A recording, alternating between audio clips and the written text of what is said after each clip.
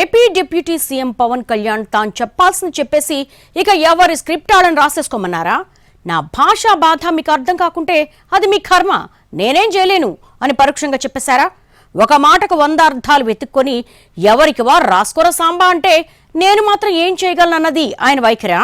ఇంతకీ ఏ విషయంలో పవన్ ఆ అభిప్రాయంతో ఉన్నారు? అందుకు సమాధానంగా ఆయన ఏం చేశారు? చిట్ చాట్ పేరుతో మీడియాతో ముచ్చటించారు ఏపీ డిప్యూటీ సీఎం. అప్పటికది బాగానే అనిపించినా ఆ తర్వాతే అసలు కథ మొదలైందట. పవన్ మాటలకు పెడార్థాలు ద్వంద్వార్థాలు తీసే బ్యాచ్ పెరిగిపోవడంతో ఆయనకు చిర్రెత్తుకొచ్చిందంట. అసలు నేను చెప్పిందేంటి, బయట జరుగుతున్న ప్రచారం ఏంటంటూ ప్రచారాలకు చెక్ పెట్టడానికి ఏకంగా చిట్ చాట్ ఫుల్ లెంగ్త్ వీడియోను రిలీజ్ చేశారట. అందులో నేను మాట్లాడింది ఇది, ఇక మీ ఇష్టం, ఎవరెలా అర్థం చేసుకుంటారో, ఏ స్క్రిప్ట్ రాసుకుంటారో మీ ఇష్టం అంటూ జనానికే వదిలేసినట్టు చెప్పుకుంటున్నారు. ప్రత్యేకించి చిట్చాట్లో అల్లు అర్జున్ గురించి మాట్లాడిన మాటలు హాట్ టాపిక్ అయ్యాయి. గోటితో పోయేదానికి గొడ్డల దాకా తెచ్చుకున్నారన్న కామెంట్ చుట్టూ రకరకాల విశ్లేషణలు బయలుదేరాయి.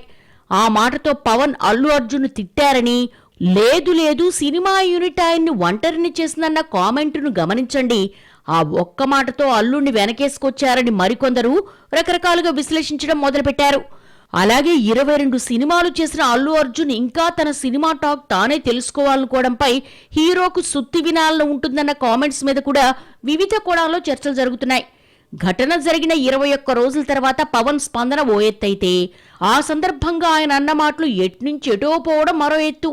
దీంతో ఇదంతా ఎక్కడికి దారి తీస్తుందోనని అనుకున్న పవన్ బృందం ఈ గొడవంతా ఎందుకు, మీడియా చిట్చాట్లో ఆయన ఏమన్నారో మీరే విని ఓ క్లారిటీకి రండంటూ ఫుల్ లెంగ్త్ వీడియో రిలీజ్ చేసేసిందట.